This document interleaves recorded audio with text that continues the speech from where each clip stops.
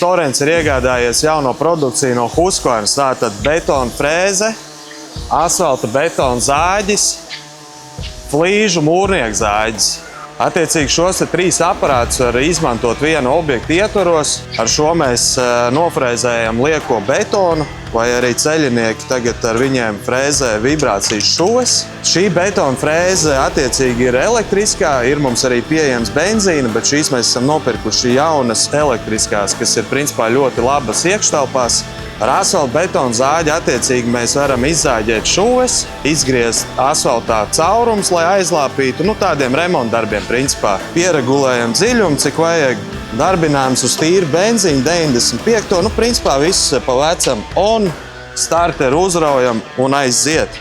Un flīžu mūrnieku zāģis attiecīgi mēs varam forši sazāģēt ar šo mūrnieku zāģi bruģakmens gabaliņus, lai nav spēka zāģi ar līku muguru visu laiku jāzāģē. Ar šo arī ļoti ērti zāģēt gājēju apmalītes mazās, kas ir astotnieces, principā ļoti labs aparāts. Šim mūrnieku zāģim varam uzlikt līdz 350 diametram disku, sliedz garums metrs, tā kā varam zāģēt garas flīzes.